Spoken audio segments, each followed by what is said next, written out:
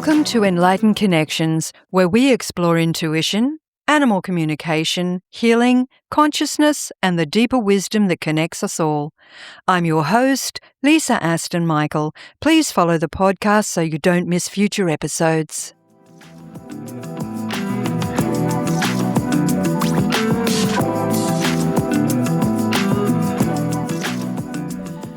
Before we jump into today's episode, I wanted to let you know that my conversation with Craig Meriwether has been split into two parts. We ended up having such a rich and fascinating discussion that it simply wouldn't fit comfortably into one single episode. In part one, we're exploring past life regression, reincarnation, soul healing, and the lessons our souls may carry from lifetime to lifetime. Then in part two, we'll move into spiritual awakening, consciousness, spirit guides, and some extraordinary personal experiences. I hope you enjoy part one of this special two-part conversation with Craig Meriwether. Welcome back, everyone, to Enlightened Connections. Thank you so much for joining us. And today on the podcast, I'm joined by Craig Meriwether.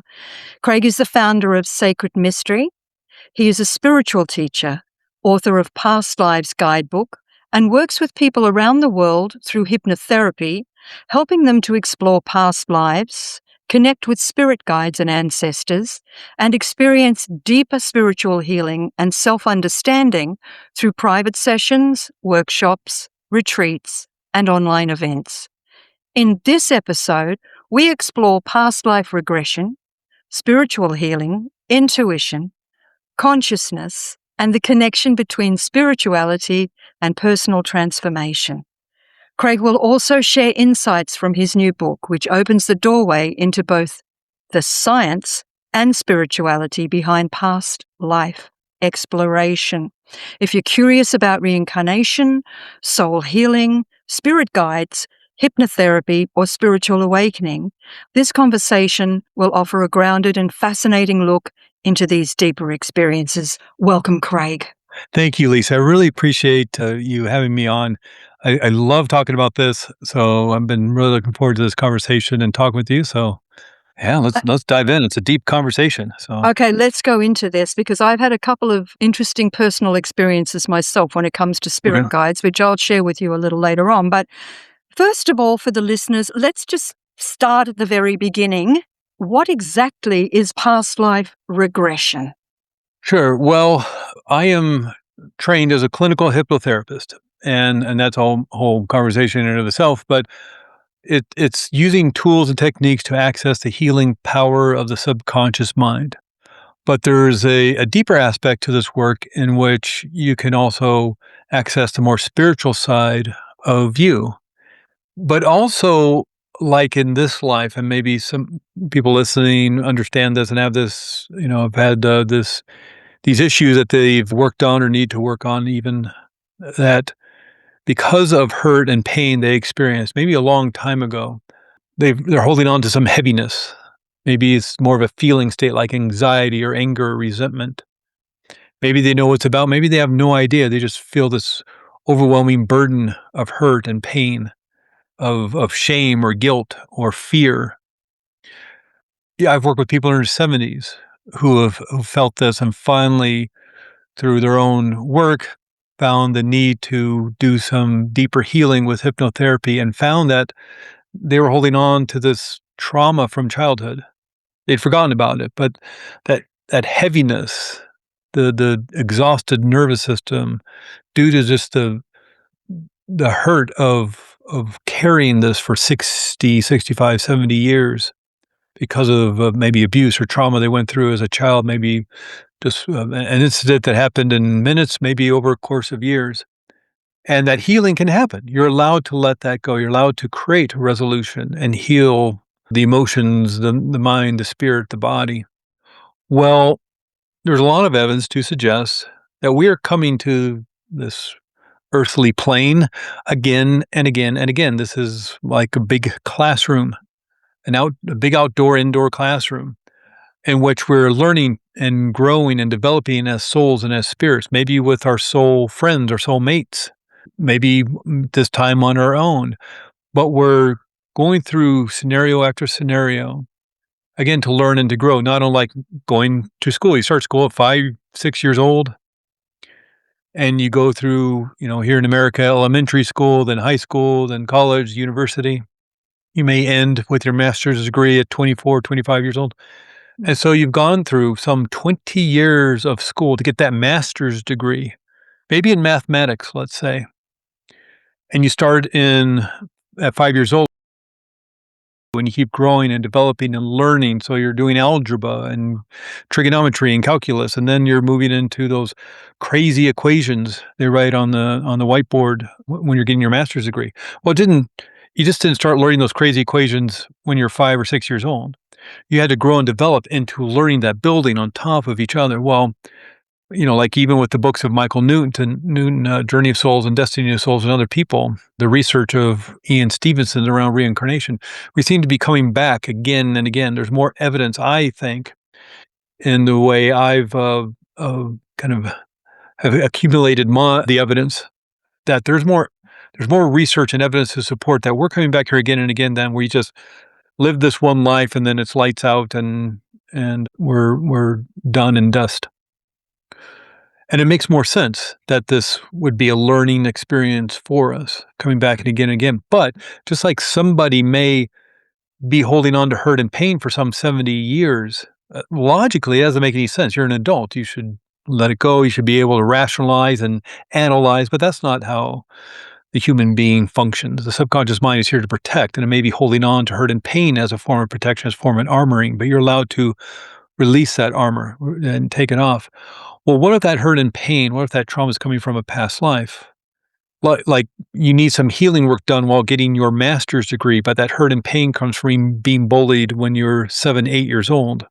Well, that was many grades ago. That was a lot of school ago. Well, release it and let it go. It's time to heal. And with past life regression, very similar to clinical hypnotherapy, that helps you quit smoking. That helps with the fear of flying. That helps with confidence to give the speech at the big conference next month. The clinical hypnotherapy that helps you release and let go of the hurt and pain that maybe happened 70 years ago when you were a child. This deeper work, maybe it's about time to release that hurt and pain from maybe many lives ago. Maybe the life you just, currently were in before this one, maybe it was lives ago. And so this work of past life regression, it's about accessing those memories, and there's no magic to it. There's no mysticism to it, as magical and mystical as it is.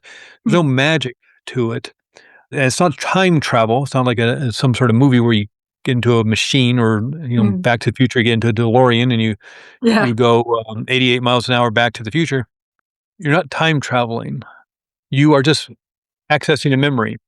Not unlike somebody might remember school, like when you were 16. What school did you go to? Was it going on vacation to the mountains or something? These are all memories. It's not that you're time traveling back or back being to, well, how would you celebrate your 21st birthday or anything like that? You're not time traveling back there. You're just having a memory.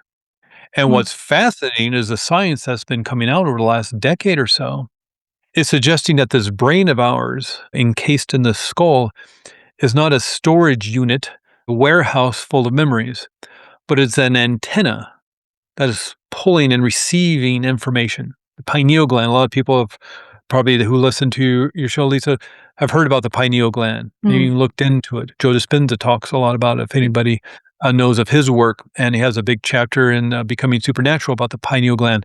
If you're a fan of Joe Dispenza, you know that breathing technique of pulling in from your perineum up kind of from the root chakra up through your spinal cord. That's to engage the pineal gland. Why? Because there's all these crystals in it. There's 40,000 crystals in this right-sized piece of your brain. Now, the main job of the pineal gland is melatonin production, puts you to sleep. The hormone that puts you to sleep as the sun goes down, you go to sleep. As the sun comes up, melatonin production ceases, cortisol levels go up, you wake up, you go about your day. Well, the crystals have nothing to do with melatonin production. There are crystals within the pineal gland. Somebody of middle age has around 40,000 40,000 crystals in this right-sized piece of your brain. A newborn baby, around 10,000. Somebody older in life, 65,000. There's no evolutionary need for the crystals. They have nothing to do with melatonin production. But like a lot of crystals, like quartz crystals and things, it conducts electricity, can create with mechanical pressure when it's applied, can conduct an electromagnetic field. Mechanical pressure, like breathing techniques. And this electromagnetic field seems to create a transducer effect, as one research paper indicated.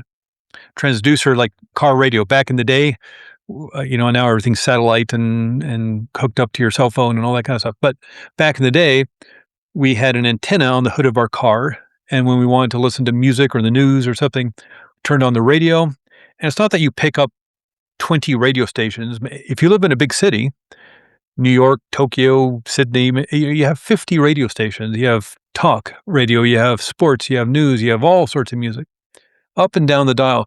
You don't get 50 radio stations. You get wherever the signal is linked into. And that antenna on the car is vibrating microscopically. So it pulls in the frequency, it tracks that frequency, pulls it into radio. There's a transducer in the radio, turns that frequency back into music or talk. And you listen to your radio station. You get tired of that radio station, tired of the music, tired of the talk. You turn the dial and you find another signal to tune into. So the transducer now is tuning into a different signal, different frequency. It translates that into music or talk. If your television, our old televisions back in the past, again, now it's all streaming and internet and cable and all that. Back in the day, we were pulling that through the antenna on the top of our house, through the rabbit ears, antennas on our TV. Turn on the TV, the channel it is on will attract that specific signal, so you watch that specific show.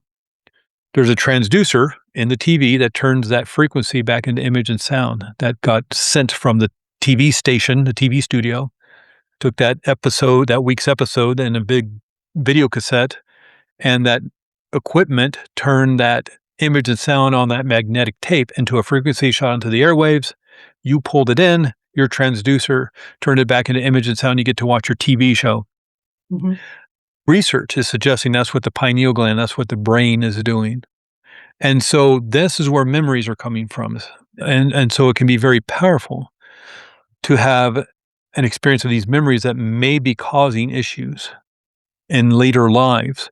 And it's time to release and let go. Now, of course, you can also do this work out of curiosity. Out of fun, you hear a podcast, you see a documentary, you read a book, you read Brian Weiss or you read Dolores Cannon, and it's fascinating. It's very interesting. And just like somebody may be interested in finding out about their genealogy or their ancestry, that's fun. That's very fascinating and interesting. Well, you can also do this work out of curiosity as well. That's worthy and valuable. If, however, there's healing work that needs to be done, you can certainly do it as well. Okay. One thing I wanted to ask, it might seem like a bit of a menial question, but it strikes me that when you talk to people, there's sometimes one issue, one sentence, one thing in their life that they might say, for example, a sentence that was said to them by their parents or just one sentence, one thing might be like, oh, you don't know what you're talking about. Let's use that, for example, right? And now that's a flippant sentence. It's a matter of a handful of words, but that can be carried on through your whole life. Now, my question to you would be, if something like that can create such a powerful response and such a powerful reaction in the body, is this something that may have been said or may have there been an event in a past life and it's connected somehow? Is that what may give it the power? Yeah, exactly.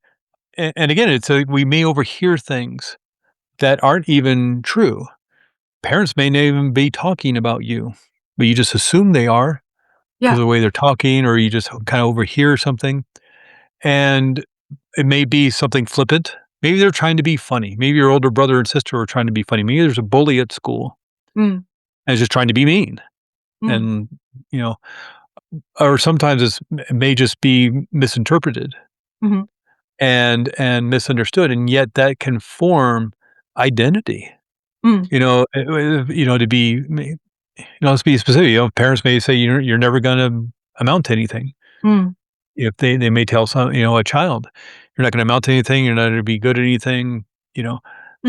What's that do to the child? And if that happened in life after life after life, because the training the martial arts training, if you will, is to learn how to deflect, how to parry, how to defend yourself from that kind of abuse or that kind of trauma or that kind of attack. Well, it's like, martial arts training. Mm. We go in there, and if you're trying to defend from a punch and you don't get it, you just don't stop. It's like, well, I guess, no, you keep going and going until you finally get it, Mm. until you get that black belt. Mm. And so this may be, or maybe different scenarios just in that, okay, we learned how to climb the mountain on that side. Now let's learn how to climb the mountain on the other side. We learned how to climb with rope. Now let's climb with crampons. We learned to climb in the summer. Now let's climb the mountain in winter. And maybe you're just using different, scenarios to learn something. And so it would not be unlike a video game. And Mm. you and your friends decide, okay, we're going to play this video game on Thursday night at 8 p.m. And so you all gather at your own computers and you decide, well, this is the character I'm going to play. And here's who I'm going to be. And here's what my skills are. Mm. Here's my weaponry. Here's the treasure I have. And here's the adventure we're going to go on. Here's the treasure we're going to seek, the knowledge we're going to gain, the wisdom we're going to have by the end of it. You go on this adventure maybe for a few hours and have a lot of fun. Mm. Maybe there's danger. Maybe there's, tragedy. But you're all learning and growing because you've decided on the scenario and the archetypes you're going to play and how the story is going to lead out. And you play a game, and you're like, that was great. You take a break, and next Thursday at 8 p.m., you decide to play a totally different game. Mm. It's the Mm. same people playing the game. It's sort of like actors Yeah. in the theater. It's like your town, everybody's town probably generally has a theater troupe that performs 5, 6, 7 plays during the year. And in the first play in January, they all play a certain set of characters, and here's how these characters are gonna go from the first act to the third act, how they're gonna learn and grow and what they're gonna go through to get that growth and that learning. And they play those characters, they play those parts, and then they take a break, and in March, they do a totally different play. And they Mm. play different characters with different costumes and different time period and a different action sequence from the first act to the third act. It's the same actors. They're just playing a different role Different now. role. Are you finding a similar thread though? If in the past life regression that you do, if someone you take them back maybe 1 life, 2 lives, 3 lives, however far back, although they play different roles, they might be a knight in shining armor in one role Right. and a housewife raising 3 kids as a single mum or whatever in another. Is there even though the roles are different, do you find a similar thread that you can come out and say, well, this is why this is happening now for Yeah. you in this life now, because da da da da da. Yeah.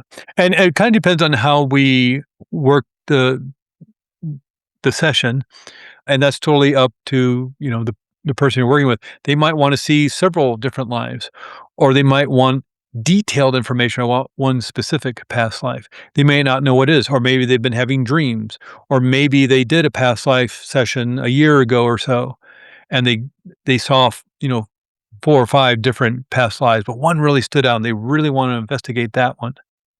And so depending on how, you set up the session, Mm. and of course that's talked about and emailed back and forth about what you wanna look at, and maybe that, this person just feels so lonely in life. And Mm. even though they have people around, they have family, they have friends, they just feel so lonely.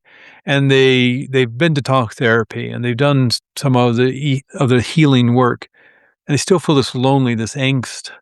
And they read Brian Weiss or they read Dolores Cannon, or maybe they hear a podcast and they think, oh, this feels comfortable as a way of gaining this information. And they say, okay, I just want to go back to the past life where I encountered this loneliness that I'm now carrying. And so that's the doorway in.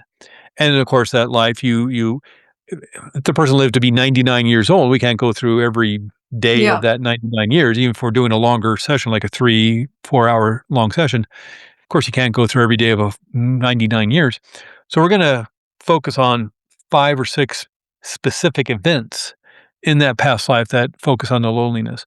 Now, we also another way of organizing the session would be, well, let's go through 5 different lives, entirely different lives that loneliness was encountered by you, and then you might see Mm, those 5 different lines. mm, So it really kind of depends on what the person is interested in looking at, whether, again, it's more out of just curiosity and interest to insight into the current life, or maybe there's deeper healing that's mm, needed, known mm, or unknown. mm, So I kinda, look at how it feels there. But when you mentioned that, one thing that popped in my head is actually something I write about in my book, and something that stuck with me for, since I started this training so many years ago. And I went to a really great school, Hypnotherapy Academy of America. And the reason why I went to this school, one is just this extraordinary training in clinical and medical hypnosis. But the last module, last section is past life regression. I was so fascinated by the more spiritual side of life. And I thought, what a great way to build up to the spiritual healing. You learn how to help people heal their trauma, their hurt, their pain, their anger, their fears, maybe medical issues around physical pain. And then as you learn how to do that, you become masterful at that, then you learn about past life regression and the deeper spiritual side of things. And you already have the tools and techniques on how to help people.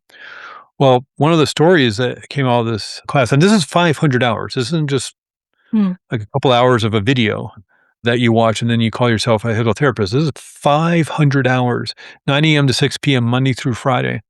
And then there's, class work on the weekends and study groups and things. So you're just doing this work all the time because it's so fascinating, so amazing. But one of the stories that was told before class, we were just waiting for class to start.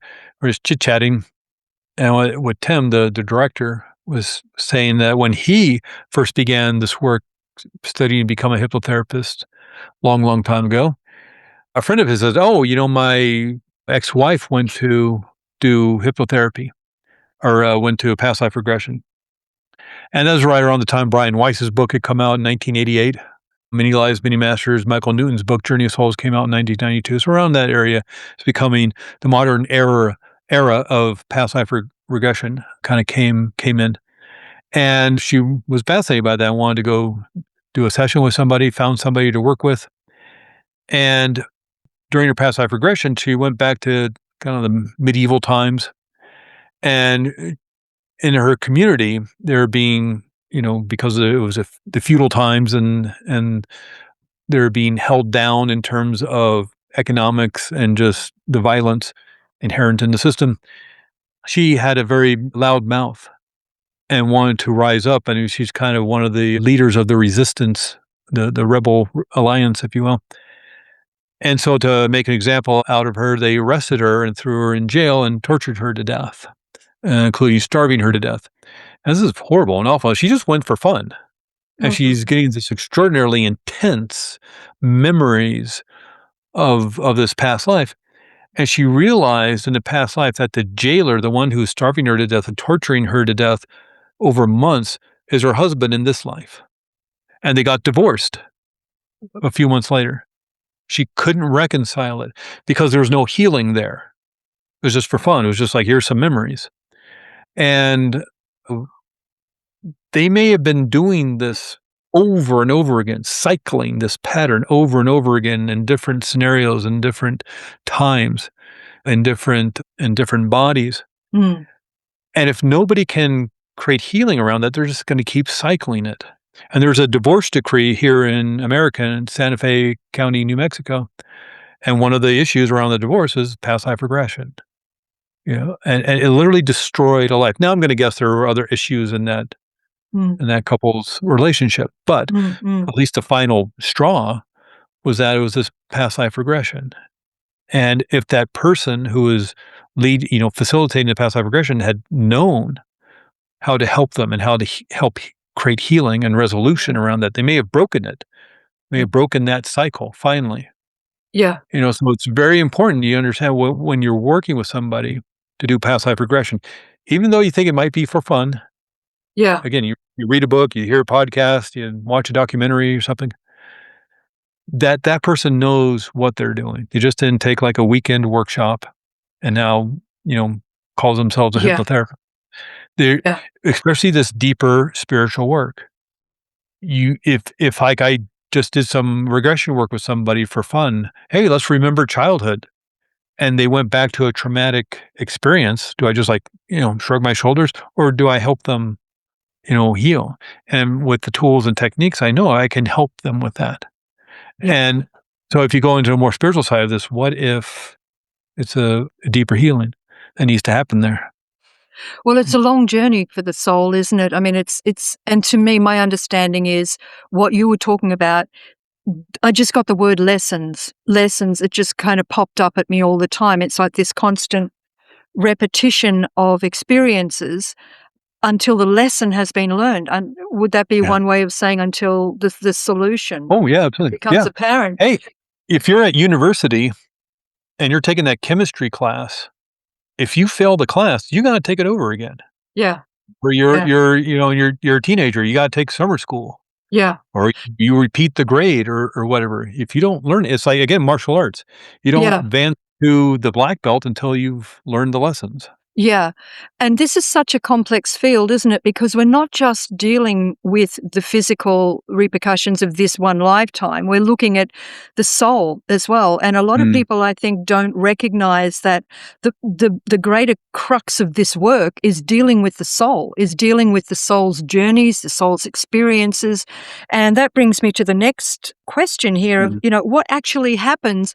I've got to admit here, I am a fan of Dolores Cannon. I've read all of her books, Yeah. and one in particular that just, you know how you say, oh, it's the cover's important. The book that'll sell the book. The Oh, cover. yeah. Okay, yeah. And I read Between Death and Life. Okay, yeah. Yeah. And I went, I love that. I love that title. So I read it and I was ensconced. It was like I read this book. It took me a week, but it took me 2 seconds in my mind. I was living in it. Yeah.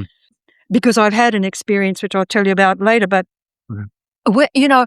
those lives between lives, those moments, those pauses, Joe Dispenza speaks about it, it's the pause between the breaths. That's Yeah. the Yeah. space. That's the space that you want to go to, not the breath itself, although that's hugely important, a big part of his teaching.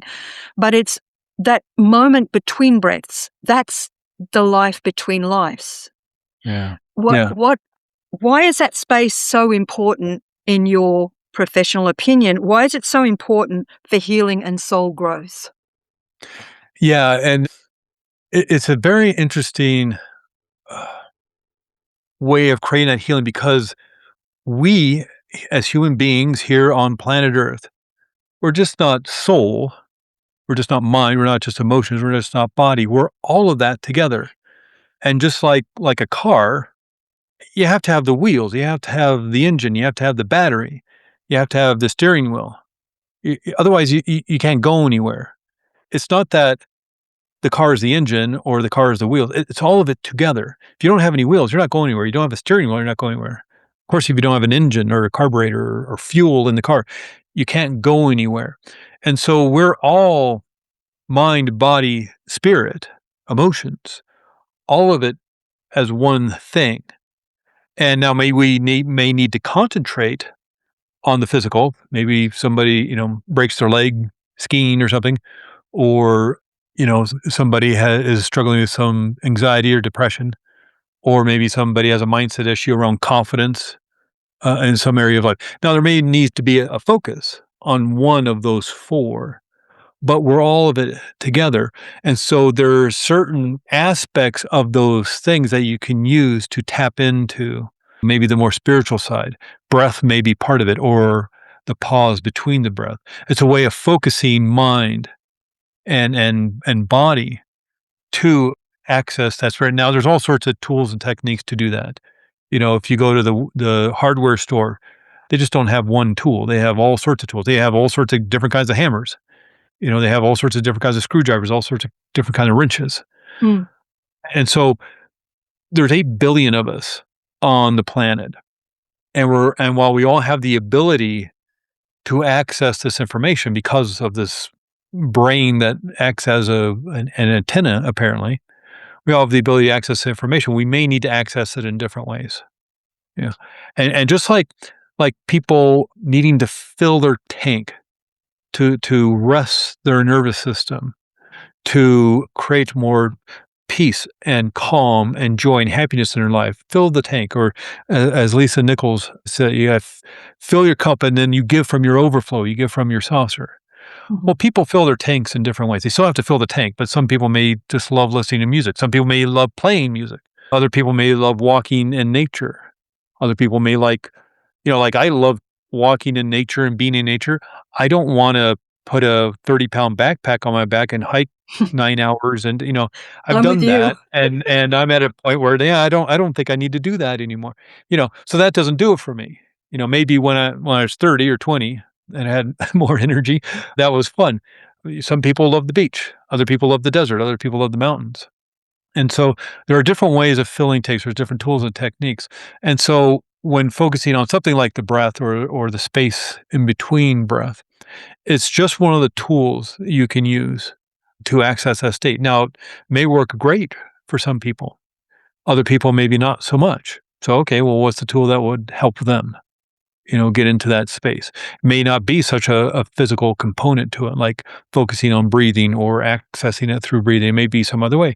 And of course, there are other ways of accessing this work, the plant medicines that are now, of course, seemingly readily available, here in America. You go to Malibu or you go to Austin or somewhere to do an ayahuasca ceremony. You catch a flight from your local airport down to South America and do a group tour, a package tour to a shaman to do your ayahuasca ceremony, and then go see Machu Picchu or whatever. It's become very packaged in tourism. And then, okay, I don't know, maybe that's the way it needs to be and it should be. But there's the plant medicine aspect, peyote and other things like that. Yeah. Then there are, of course, more psychedelics that you make in a lab or your bathtub or however that stuff is made. It's all legitimate and worthy and valuable, but there are certain aspects like I don't want to do it that way for me. I don't feel it's going to work for me that way. I also feel like this way of doing it with therapeutic hypnosis and these techniques of moving into the spiritual side of things, there's more control in it. And so that's safe to me. That's more comfortable for me. And that's the tools I want to use. You can, use a lot of tools that, include a jackhammer and a blowtorch and things like this. Maybe I want something more, more subtle or something, There is kind of something I want to touch on here, and I don't know if you've dealt with it in your practice, but I don't do any of those things. But thank you for joining Craig and me for part 1 of this fascinating conversation. In part 2, we'll explore spiritual awakening, consciousness, spirit guides, and some extraordinary personal experiences that challenge our understanding of reality and the soul. I hope you'll join us next week for part 2.